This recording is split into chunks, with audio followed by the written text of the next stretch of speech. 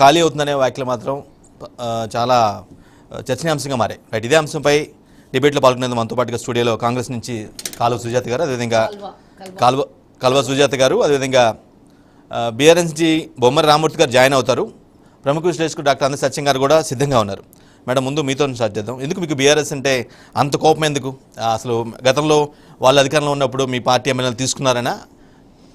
Good evening అండి మీకు, అంద సత్యం అన్న గారికి, మరియు ఛానల్ చూస్తున్నటువంటి ప్రేక్షకులకు కూడా. మాకెవ్వరి మీద వ్యక్తిగత ద్వేషాలు లేవు. వాస్తవంగా చెప్పాలి అంటే ఒక ఆక్రోశం, తెలంగాణ ప్రజల ఆత్మగౌరవాన్ని దెబ్బతీసినటువంటి బీఆర్ఎస్ ఏదైతే తెలంగాణ కోరుకొని తెచ్చుకున్నామో, ఆత్మగౌరవంతో బలిదానాలతో వచ్చిందో ఈ తెలంగాణ, మా అభివృద్ధి అవుతుంది, మా నీళ్లు, మా నిధులు, మా నియామకాలని కొట్లాడి తెచ్చుకున్నామో అదే ఆత్మగౌరవం దెబ్బతిని ఈరోజు అదే రాష్ట్రం అప్పుల పాలయ్యి, అదే రాష్ట్రంలో మీరు మాత్రం 1200 మంది శవాల మీద ఊరేగి ఈరోజు తెలంగాణ అస్తిత్వాన్ని నాశనం చేసి, ఏ పేరు మీద అయితే ఉద్యమం చేసినామో ఆ పేరు పెట్టుకొని సెంటిమెంట్ మీద 2 సార్లు గద్దెనెక్కి ఈరోజు తెలంగాణని అప్పుల పాలు చేసి, కుక్కలు చింపిన ఇస్తరాకులాగా చేసి, తెలంగాణని సర్వనాశనం చేసి, కుడితే కూడా బొంతైనా అతుక్కుంటుందేమో కానీ వీళ్ళు చేసిన పాపాలు, వీళ్ళు చేసినటువంటి దుర్మార్గము, వీళ్ళు చేసినటువంటిది ఒక్కొక్క అప్పుల కష్టాలు ఇంత అంతా కావు. నిజంగా వాస్తవంగా చెప్పాలంటే గతంలో సూది కూడా తయారు కానటువంటి దేశంలో మేము మీకు ఇచ్చేటప్పుడు 17,000 కోట్ల మిగులు బడ్జెట్ ఇస్తే ఈరోజు రాష్ట్రాన్ని 7 లక్షల కోట్ల అప్పుతో సర్వనాశనం చేసి కూర్చున్న మిమ్మల్ని చూస్తే ప్రజలు ఈరోజు ఏ ఆకాంక్షతో తెచ్చుకున్నారో తెలంగాణ ఈరోజు నిరుద్యోగ వ్యవస్థ అట్లనే పాడైపోయింది. రాష్ట్రం మొత్తం అప్లపాలైంది. ఏ రంగం చూసినా అప్లపాలు. మరి ఈరోజు ప్రజల పక్షాన నిలబడ్డ కాంగ్రెస్కి, ఇచ్చిన తెలంగాణ కాంగ్రెస్కి ఏ రకంగా కోపం ఉంటుందో ఒక్కసారి మీరు ఆలోచించుకోండి. మీరు ఆలోచించండి. ఈరోజు మీ పరిస్థితి బాగుందా, నా పరిస్థితి బాగుందా, ఎవరి పరిస్థితి బాగుంది? కేవలం ఆ కుటుంబంలో పరిపాలన చేసినటువంటి మంత్రులు, ఎమ్మెల్యేలు అన్నట్లుగా నిజంగానే బీఆర్ఎస్ ఎమ్మెల్యేలు వెళ్ళే పరిస్థితి ఉందా, లేదా జస్ట్ ఒక థ్రెటన్ లాంటిదేనా చేశారా, ఒక టాక్టిక్ లాంటిది? బీఆర్ఎస్ ఎమ్మెల్యేలు, బీఆర్ఎస్ నేతలు కానీ ఎమ్మెల్యేలు కావచ్చు, ఆ పార్టీ నేతలు, సీనియర్ నేతలు కాదు, కాంగ్రెస్ లో వెళ్తారు, మేము గేట్లు తెరిస్తే మొత్తం ఖాళీ అవుతుందని ఆయన బలంగా చెప్తున్నారు. అటువంటి పరిస్థితి నిజంగా ఉందా? మీరు ఇది అన్నదానికి రేవంత్ రెడ్డి గారు, మా ముఖ్యమంత్రి గారు అన్న మాటకి మీనింగ్ నేను చెప్తాను. గతంలో ప్రభుత్వం ఏర్పడిన 3 రోజులకే ముష్టి ముఖాలు మమ్మల్ని ప్రభుత్వం కూలిపోతుంది, ప్రభుత్వం 3 నెలల్లో పడిపోతుంది, 6 నెలల్లో కొలాప్స్ అయిపోతుంది, మళ్ళీ మేము అధికారంలోకి వస్తామని మాట్లాడినటువంటి మాటలకి మేము ఆ రోజు సమాధానం చెప్పలేదు. కానీ ఇంకా ఆ రోజు 3 రోజులు అన్నారు, తర్వాత 3 నెలలు అన్నారు, తర్వాత 6 నెలలు అన్నారు. ఇప్పుడు భయపడి రేవంత్ రెడ్డి గారు ఏదైతే మహబూబ్ నగర్ సభలో ఒక్కొక్కళ్ళ తోకలు కట్ చేస్తాను, రేవంత్ రెడ్డి గారు కత్తెర పెట్టుకొని తిరుగుతున్నా, తోకలు కట్ చేస్తా అన్న తర్వాత 5 సంవత్సరాలకు వచ్చారు. అంటే భయపడేవాడు ఉంటే భయపట్టిస్తూనే ఉంటారు. వెనుదిరిగి కొట్టడం మొదలు పెడితే భయం అనేది ఎట్లుంటుందో చూపించడం మొదలు పెడితే ఎట్లా ఉంటుందో చూపిస్తున్నారు రేవంత్ రెడ్డి గారు. మేము 65 మందితో ఈరోజు ప్రభుత్వాన్ని ఏర్పాటు చేసుకుంటే, ప్రజలు ఇచ్చినటువంటి మ్యాండేటరీతో మేము ఈరోజు ప్రభుత్వంలో కూర్చుంటే మాటికి మీరు మా ప్రభుత్వం పడిపోతుంది అంటారా? ఈరోజు దేశాన్ని 120 లక్షల కోట్ల అప్పు చేసినోడు 10 ఏళ్ళు ఉండొచ్చు, 7 లక్షల కోట్ల అప్పు చేసినోడు 10 సంవత్సరాలు పరిపాలన చేయొచ్చు. రాష్ట్రాన్ని ఇచ్చిన వాళ్ళము, దేశానికి స్వతంత్రం తెచ్చిన వాళ్ళం మేము ఈరోజు ప్రజలు ఇచ్చినటువంటి తీర్పుతో మేము 5 సంవత్సరాలు పరిపాలన చేయొచ్చు, మా ప్రభుత్వం పడిపోవాలి. ప్రత్యర్థులపై విమర్శలు చేసే క్రమంలో కొంత అసహనాన్ని కోల్పోతూ కొంచెం దుర్భాషలాడే పరిస్థితి వస్తుంది రేవంత్ రెడ్డి గారు. ఎందుకంటే కొడకలరా అంటూ కొంత వన్ సైడ్ లాంగ్వేజ్ మాట్లాడడం ప్రాపర్ కాదేమో ముఖ్యమంత్రి హోదాలో. మాటికి మా ప్రభుత్వం కూలిపోతుంది అని అంటే ఎవరికైనా ఎంత ఫ్రస్ట్రేషన్ ఉంటుంది? మా ప్రభుత్వం కూల్చడానికి నువ్వెవడో అని అడుగుతున్నా. ఈరోజు నువ్వు కూడా 1 ఆఫ్ ది ఎమ్మెల్యే, నువ్వు కూడా ఈరోజు ప్రతిపక్షంలో ఉన్నాను. మా 22 మంది ఎమ్మెల్యేలు ఉన్నప్పుడు మేము ప్రభుత్వం కూల్చేస్తామన్నామా? 2014లో మాకు 22 మంది ఎమ్మెల్యేలు, మేము ప్రభుత్వం కూల్చేస్తామన్నామా? 2019లో మాకు 19 + 2 21 మంది ఎమ్మెల్యేలు, మేము ప్రభుత్వం కూల్చేస్తామన్నామా? ప్రతిపక్షంలో ప్రజలు ఇచ్చిన తీర్పుకి మేము అక్కడే కూర్చొని ఉన్నాం. కానీ మేము కొట్లాడినాం మీతో. 5 మంది నుంచి 65 మందికి వచ్చాం మేము. కానీ మేము అనలేదే ఏనాడు మీరు మా 12 మంది ఎమ్మెల్యేలని తీసుకున్నా మేము మీలాగా చేస్తాం, ప్రభుత్వాన్ని కూల్చేస్తామని అనలేదు. మా పార్టీలో ఉన్న ఎమ్మెల్యేలని తీసుకొని మా ఎల్పీని విలీనం చేస్తామనే మాటలు మాట్లాడినా కూడా మేము అనలేదే, మీ మీద ఇలాంటి యుద్ధం చేయలేదే మేము. కానీ ప్రజలు ఇచ్చిన తీర్పు కట్టుబడి ప్రతిపక్షంలో కూర్చొని మిమ్మల్ని ప్రశ్నించడం 10 ఏళ్ళు. అది కదా ప్రజలు ఇచ్చిన తీర్పు, అది కదా ప్రజలు చెప్పినటువంటి ప్రజలు వేసిన ఓటుకు విలువ. మరి ఈరోజు మీరెందుకు మా ప్రభుత్వాన్ని పాడేస్తా అంటారు? మరి ఎవరికైనా కోపం రాదా? నా ప్లేస్లో ఇంకోళ్ళు ఉన్నా కోపం వస్తుంది కదా. నా ఇల్లు నేను ఇటుక పేర్చుకొని నేను కట్టుకుంటే పక్కోడు వచ్చి ఇటుకలు తీసేసి ఇల్లు కూడా కొడతా అంటే చూస్తూ కూర్చోవడానికి మరి మేమంత వెర్రి వెంగళప్పలాగా కనబడుతున్నామా? విచక్షణ కోల్పోవట్లేదు. ఈ విధంగా కుక్క కాటుకి చెప్పు దెబ్బ అన్నట్టుగా మీరు మాట్లాడినటువంటి మాటలకే మేము సమాధానం ఇస్తున్నాము. గత ముఖ్యమంత్రి గుర్తు చేసుకోవాలి. ఒక్క ప్రెస్ మీట్ లో కూర్చుంటే 100 బూతులు మాట్లాడినటువంటి కేసీఆర్ ని ఈ రోజు మేము గుర్తు చేస్తున్నాం. మీకు మామూలు భాషలో చెప్తే అర్థం కాదు. ఏ భాష మాట్లాడితే అర్థమవుతుందో అదే భాషలో రేవంత్ రెడ్డి గారు చెప్తున్నారు. ఇంత అన్నా కూడా మళ్ళీ తెల్లారిపోయే ప్రెస్ మీట్ పెడతారు. ఇద్దరు ఒకటే. వారి సావాస దోషం అయిపోయి, బీజేపీలో సావాస దోషం అయిపోయి ప్రభుత్వాన్ని పాడు చేస్తుంటారు. మీరు 8 రాష్ట్రాలు కూల్చేసినట్లు వాళ్ళు మిమ్మల్ని సహకారం చేస్తే నేను అడుగుతా, ఈరోజు 39 మందితో మీకింతే అహంకారం ఉంటే 65 మంది వచ్చిన వాళ్ళం మేము గేట్లు తెరిస్తే రారా? ఇప్పటికే వాళ్ళు వస్తాను రెడీగా ఉంటే కూడా మాకు అవసరం లేదని మేము కామ్గా కూర్చున్నందుక మేము ఈరోజు ముఖ్యమంత్రిని కలవడానికి ప్రతి నియోజకవర్గంలో మా ఎమ్మెల్యేలు ఓడిపోయి వాళ్ళ ఎమ్మెల్యేలు గెలిచిన చోట మేము ముఖ్యమంత్రి పిలిచి మాట్లాడుతున్నారు. అదే గతంలో మా 5 మంది ఎమ్మెల్యేలు ఉన్నా 20 మంది ఎమ్మెల్యేలు ఉన్నా ఒక్కనాడన్న ప్రగతి భవన్లో మాట్లాడేటోడా ఇదే ముఖ్యమంత్రి. రామూర్తి గారు, సీఎం స్థాయి వ్యక్తి అంత వేగ్గా మాట్లాడరు. మీ పార్టీ నేతలను కాపాడుకోవాల్సిన బాధ్యత మీ పార్టీ అధినేతపై ఉందేమో? ఎస్, అందరికీ నమస్కారం. బీఆర్కే న్యూస్ ప్రేక్షకులకు, అలాగే నాతో ఉన్న సత్యం గారు కూడా లైవ్లో ఉన్నారు. అక్క గారికి కూడా నమస్కారం. నిజంగా ఎందుకో వాళ్ళు మరి అందరు అంటున్నట్టు ఆయన తన విచక్షణ జ్ఞానం కోల్పోతున్నాడు ముఖ్యమంత్రి గారు. నిజంగా నీకు అధికారం ఇచ్చారు, మీరే 100 రోజులలో అన్ని హామీలు అమలుపరుస్తూ ఉన్నారు. అమలుపరచండి. కేసీఆర్ గారి కంటే గొప్పగా చేయండి. గొప్పగా చేస్తే మీకే అప్రిషియేషన్ వస్తుంది. ఎందుకు తొక్కుతాం, మెడలు వేసుకుంటాం, పేగులు తీసి ఎవడేసుకుంటాడండి మెడలు? ఇట్లాంటి వాళ్ళని బొచ్చడి మందిని చూసినాం. ఎవరు? రాజశేఖర్ రెడ్డిని చూసినాం, చంద్రబాబు నాయుడిని చూసినాం. ఇద్దరున్న ఎంపీలని పోరాడి కొట్లాడి తెలంగాణ తెచ్చిన సంస్థ బీఆర్ఎస్ పార్టీ. ఈ పార్టీ అనేది ఉత్తుత అల్లాటప్ప రాజకీయాలు చేసిన పార్టీ కాదు. ఉద్యమ పంతాన్ని ఎంచుకున్న పార్టీ, ఉద్యమకారులని పోషించిన పార్టీ. కొన్ని లక్షల మంది 65 లక్షల మంది కార్యకర్తలు ఉన్న పార్టీ బీఆర్ఎస్ పార్టీ. అంటే హామీలు అమలు చేసే సమయం ఇవ్వకుండానే మీరు ఈ విధంగా పాయింట్అవుట్ చేయడం వల్ల ఇటువంటి రియాక్షన్ వస్తుంది అనేది చాలా మంది వాదన. కాంగ్రెస్ మేము డేట్ పెట్టలేదు, వాళ్ళు పెట్టిన డేటే. 100 రోజులు డిసెంబర్ బిల్లు మేము కడతామని ఆయనే చెప్పిండ్రు. వెంటనే డిసెంబర్లో ఎన్నికలు అయిపోయిన తర్వాత వెంటనే మీరు రుణమాఫీ చేస్తారు, మీరు వెంటనే 2 లక్షలు తీసుకోండి అని చెప్పిండు ఆయనే. 100 రోజులు చెప్పింది కూడా వాళ్ళే. రేపు 17వ తారీఖు 100 రోజులు అవుతాయి. 100 రోజులు అయిపోతే అప్పుడు కాంగ్రెస్ పార్టీని ఎలా బొంద పెట్టాలో ప్రజలు నిర్ణయిస్తారు. మేము కాదు. వీళ్ళకు దమ్ముంటే, కాంగ్రెస్ పార్టీ వాళ్ళకు దమ్ముంటే కొత్త వాళ్ళని తీసుకోకుండా పాత కాంగ్రెస్ పార్టీ వాళ్ళు ఉన్నారు కదా, మేడం లాంటి వాళ్ళు చాలామంది ఎప్పటి నుండో పనిచేస్తున్న వాళ్ళకు గెలిపించుకోమని వాళ్ళకి ఇచ్చి టికెట్లు ఎందుకు కొత్త వాళ్ళని తీసుకొని వాళ్ళకు టికెట్లు ఇస్తారని మాయమాటలు చెప్పడం ఎందుకు? మా వెంకటేష్ నేతను తీసుకున్నారు. ఇప్పుడు మా ఎమ్మెల్యేని తీసుకోవడానికి ఆయన కాలేజీల మీద దాడులు చేసి బొక్లైన్లు పెట్టి తవ్వి తీసుకోవాలని ఏదో ఒక ప్రయత్నాలు చేస్తున్నారు. భయపెట్టి, అంటే అధికార దాహం ఉన్నదని, అధికారం ఉన్నదని ఒక కక్షపూరితమైన వాతావరణం సృష్టించి భయపెట్టి లాక్కోవాలని చూస్తే ప్రజలు రేపు కర్రుగాల్చి వాత పెడతారు. కాబట్టి రేవంత్ రెడ్డి గారు, మీకున్నది 100 రోజులు అవుతున్నాయి. 100 రోజులలో విషయంలో నిబంధనల అతిక్రమణ జరిగిందేమో అనేది కొంతమంది వాదన. నిబంధనలు ఉంటే ఆయన తొడగొట్టి సవాల్ చేశాడు కాబట్టి, ఈర్ష్యతోటి, ఒక అధికారం వచ్చిందని ఒక అహంకారంతో ఆయనని ఇబ్బంది పెడుతున్నారు. ఆయన కాలేజీల మీద దాడి చేస్తున్నారు. కాబట్టి ప్రజలు ఆలోచిస్తున్నారు. కాబట్టి అహంకారపూరితమైన వాళ్ళు ఎవరు కూడా శాశ్వతంగా ఉండిన దాఖలు ఈ రాష్ట్రంలో, ఈ దేశంలో లేవు. కాబట్టి ఈయన అహంకారం ఇష్టమైన లంక బిందెలని వచ్చినామని అంటాడు. లంక బిందెలు ఎవరు ఎత్తుకుతారండి? ఎవరు? ఎక్కడెక్కడనో పాడుబడ్డ బంగ్లాలల్లా, పాడుబడ్డ దేవాలయాలల్లా, లేదా మొత్తం అక్కడ ఒక దొంగలు వెతుకుతారు. మరి ఆ దొంగ లాంటి వాడు ఇడికొచ్చి మేము లంకె బందులు ఉన్నాయని చూస్తే ఎట్లా, ఉన్నాయని అనుకుంటే ఎట్లా? కాబట్టి నువ్వు కేసీఆర్ గారి కంటే గొప్ప పరిపాలన చేయి. కేసీఆర్ గారు ఏం చేసిండో అంతకంటే గొప్పగా చేయి. లేదా మీరు ఇచ్చిన హామీలు నిలబెట్టుకోండి. 420 అబద్ధాలు ఆడిరు, అధికారంలోకి వచ్చారు, 6 గ్యారంటీలు అన్నారు.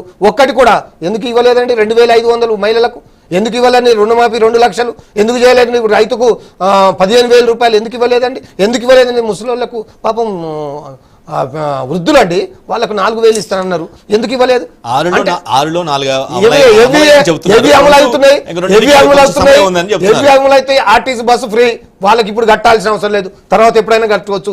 కరెంటు ఫ్రీ 200 యూనిట్లు, అది ఇప్పుడు స్టార్ట్ అవుతుంది, ఈ నెల స్టార్ట్ అయింది, అది ఎప్పుడైనా కట్టవచ్చు వాళ్ళకు. ఈ ఫ్రీ అనే గ్యాస్ ఫ్రీ ఎవరికి ఇస్తారు?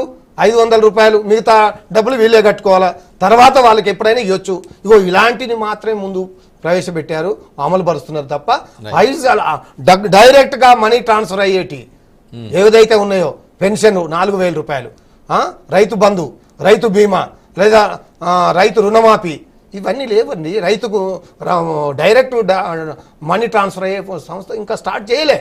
కాబట్టి 100 రోజులలో చేయకుంటే రుణమాఫీ 80% అయిపోయింది అనేది కాంగ్రెస్ చెప్తున్న పరిస్థితి. రుణమాఫీ గారు రైతు బంధు 3 ఎకరాల లోపు వాళ్ళకి మాత్రమే వేశారు. మరి ఎవరికి వేస్తారు, ఎంతమందికి వేస్తారు, ఎప్పుడు వేస్తారు, అదైనా చెప్పాలి కదా. రుణమాఫీ 15,000 రూపాయలు అన్నారు, ఎక్కడ వేశారు? కేసీఆర్ గారు ఇచ్చినట్టే ఇచ్చారు. రైతు బంధు కూడా మరి దళిత బంధు ఇస్తా అన్నారు, అది 2వ విడత కూడా మొత్తం మేము ఇస్తాం, ఇంకో 1,00,000 రూపాయలు ఎక్స్ట్రా, 2 లక్షలు ఎక్స్ట్రా చేసి 12 లక్షలు ఇస్తా అన్నారు. ఇంతవరకు అతి లేదు గతి లేదు. ఎవరికి ఇస్తారు, ఎప్పుడు ఇస్తారు, ఇకనైనా చెప్పాలా, లేకపోతే ఖచ్చితంగా తేల్చుకుంటారు. రేపు ప్రజలు కదా. ఇప్పటికే కరెంటు పోతుంది, ఊర్లలో మోటార్లు కాలిపోతున్నాయి, నీళ్లు రావడం లేదు, మంచినీళ్ళకి ఇబ్బంది అవుతున్నాయి, బిందెలు పట్టుకొని రోడ్ల మీదకి వస్తున్నారు, ప్రతిదీ స్టార్ట్ అయినాయి గ్రామాలలో. అందుకే కేసీఆర్ గారు ఎప్పుడు చెప్తున్నారు, కాంగ్రెస్ వస్తే కష్టాల పాలవుతారు, కరెంటు పోతుంది, ఆగమవుతారు అని చెప్పారు. అదే నిజమవుతుంది. దాన్ని మేము చెప్తున్నాం, మేమే అడగడం లేదండి, వాళ్ళు చెప్పినవే అమలు చేయమని అడుగుతున్నాం. మేము ఎక్కడ డిమాండ్ చేయడం లేదు. కాబట్టి మా కేటీఆర్ గారు, మా హరీష్ రావు గారు, మా కేసీఆర్ గారు అన్నట్టు ఖచ్చితంగా వాళ్ళు తీసుకున్న గొయ్యిలో వాళ్ళే పడతారు. వాళ్ళే 420 అబద్ధాలు ఆడి అధికారంలోకి వచ్చారు. ఆ అబద్ధాలను నిజం చేసుకోవాల్సిన బాధ్యత వాళ్ళ మీద. అబద్ధాలు అనేది 5 years టర్మ్ వాళ్ళది ముగిసిన తర్వాత తెలుద్దాం అది అబద్ధాలు నిజమనే. వాళ్ళే చెప్పారు కదా 100 రోజులలో చేస్తామని, మేము చెప్పలేదు కదా ఆ డేటు, మేము చెప్పలేదు కదా. అధికారం రావటమే వెంటనే రుణమాఫీ ఇప్పుడు తీసుకొని ఉరికిపోయి ఇప్పుడు తీసుకోండి, 1,00,000 రూపాయలు వాళ్ళదైతే ఇప్పుడే, అదే మా అధికారం వస్తే 2 లక్షలు రుణమాఫీ చేస్తాం, వెంటనే చేస్తామన్నారు. ఏది చూస్తున్నారు రైతులు, చేయమంటున్నాం. రైట్ మేమేం అడుగుతా లేదు కదా. మళ్ళీ మీ దగ్గరికి వస్తున్నా. అందే సత్యం గారు, సీఎం లాంటి వ్యక్తి ఒక సీఎం చేసిన వ్యాఖ్యలు ఒక థ్రెటన్ లా చూడాలా, లేదంటే నిజంగానే ఆ పార్టీని వీడేందుకు ఆ పార్టీ నేతలు సిద్ధంగా ఉన్నారనుకోవాలా? సత్యం గారు, అది అప్పర్ హ్యాండ్ పాలిటిక్స్లో ఒకళ్ళ మించి ఒకళ్ళు మాట్లాడి వాళ్ళ పార్టీ శ్రేణుల్ని కాపాడుకోవటానికి సహజంగానే అట్లా మాట్లాడుతూ ఉంటారు, అగ్రెసివ్గా మాట్లాడుతూ ఉంటారు. అయితే ఇవాళ రేవంత్ రెడ్డి చాలా అగ్రెసివ్గా మాట్లాడాడు. అలా అగ్రెసివ్గా మాట్లాడటానికి కాంగ్రెస్ని ఏమి చేయలేరు అనే ఒక ఇండికేషన్ ఇవ్వటానికి ఆయన అట్లా మాట్లాడాడు. ఎందుకని అంటే దరిదాపు ఒక 20 రోజుల సంది, అంటే మోడీ సభకు హాజరైన దగ్గర నుంచి కేటీఆర్ ఒక మాట అంటుండు, మరి తెలంగాణ షిండే కాపోతుండు అని. అంటే మోడీతోటి కుమ్మక్కై మొత్తం కాంగ్రెస్ని తీసుకొని బీజేపీలో పోబోతున్నాడు అని అర్థం. దాని అర్థం తెలంగాణ షిండే కాపోతుండు అంటున్నాడు. అంటే తెలంగాణ శ్రేణుల్లో తెలంగాణ కాంగ్రెస్ పార్టీలో రేవంత్ రెడ్డి మీద ఒక అపనమ్మకం సృష్టించడానికి కేటీఆర్ ప్రయత్నం చేస్తుండు. ఇది రాజకీయంలో భాగం.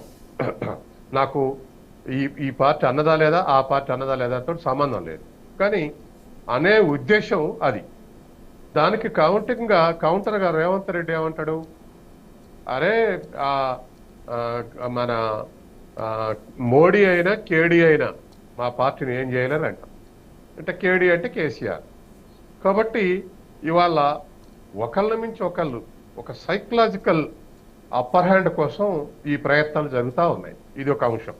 అది ఎలక్షన్ల ముందర జరిగింది, ఎలక్షన్ల తర్వాత కూడా జరుగుతూ ఉంది. ఇప్పుడు రెండోది ఏమిటంటే, మేము గేట్లు తెరిస్తే ఎవరు ఉండరు అని. ఎగ్జాక్ట్లీ గేట్లు తెరిస్తే వస్తారా రాలా తెలియదు, కానీ బీఆర్ఎస్ అయితే కుంచుకుపోయే స్థితిలో ఉంది.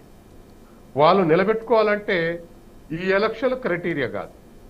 ఎందుకంటే ఈ ఎలక్షన్లు పార్లమెంట్ ఎలక్షన్లు ఒక ప్రాంతీయ పార్టీగా డిజడ్వాంటేజ్ ఫేస్ చేస్తుంది బీఆర్ఎస్. ఎందుకని అట్లా చేస్తుంది అంటే, 2 జాతీయ పార్టీలు బీజేపీ కాంగ్రెస్ డి అంటే ఉన్న స్థితిలో ఉన్నాయి. ఇదే స్థితి తమిళనాడులో డిఎంకేకి ఎదురు కాదు. అక్కడ జాతీయ పార్టీలు లేవు, చాలా తక్కువ ఉన్నాయి. కాబట్టి ఇక్కడ ఈ బీఆర్ఎస్ అది ఫేస్ చేస్తుంది. లోకల్ బాడీ ఎలక్షన్స్ ఉంటే బీఆర్ఎస్ఏ మెయిన్గా ఉండేది ప్రతిపక్షంగా కాంగ్రెస్. పార్లమెంట్ రావడంతో అది బీజేపీకి అడ్వాంటేజ్, బీఆర్ఎస్కు డిసడ్వాంటేజ్. దీంతో ఇవాళ రేపు పార్లమెంట్ రిజల్ట్స్లో 3-4 బీజేపీ గెలిచి 10-12 కాంగ్రెస్ గెలిస్తే బీఆర్ఎస్ ఇంకా తీవ్రమైనటువంటి సంక్షోభంలో పడే అవకాశం ఉంది.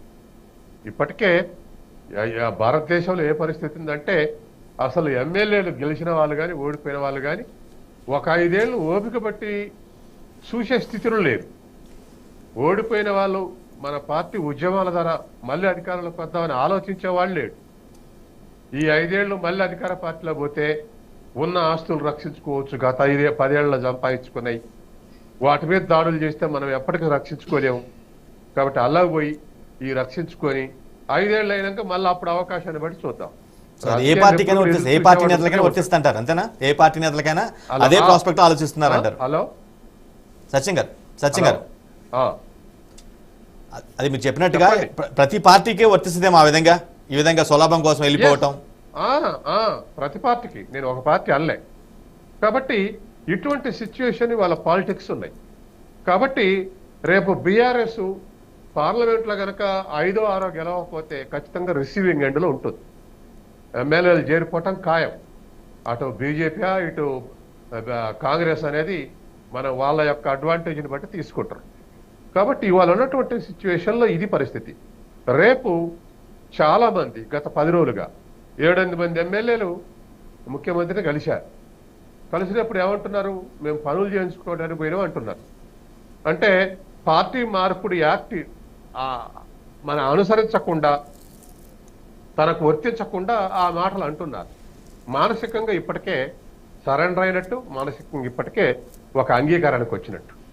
ఇది రేవంత్ రెడ్డి ఎందుకు వస్తే మాట్లాడుతున్నారు అంటే, మాట్లాడితే 6 నెలలు కూడా ఉండదు గవర్నమెంట్ అంటున్నారుగా. ఈ విషయంలో బండి సంజయ్ చాలా నోబుల్గా మాట్లాడుతున్నాడు. ఆయన ఏమంటుండంటే, నేను ఎన్నడూ కూడా ప్రభుత్వాన్ని గొలగొడతాం అనలేదు, నేను అనలేదు. లక్ష్మణ్ గారు అంటున్నారు కదా, లక్ష్మణ్ గారు చాలా సార్లు అన్నారు కదా. ఒక నిమిషం ఆగండి, నన్ను చెప్పనియండి. వాళ్ళకి 5 ఏళ్ళు అధికారాలకు ఇచ్చారు, వాళ్ళ తర్వాత మేము అధికారాలకు వచ్చేందుకు ప్రయత్నం చేస్తాం అంటుండే బండి సంజయ్. మిగతా బీజేపీ నాయకులు వేరు.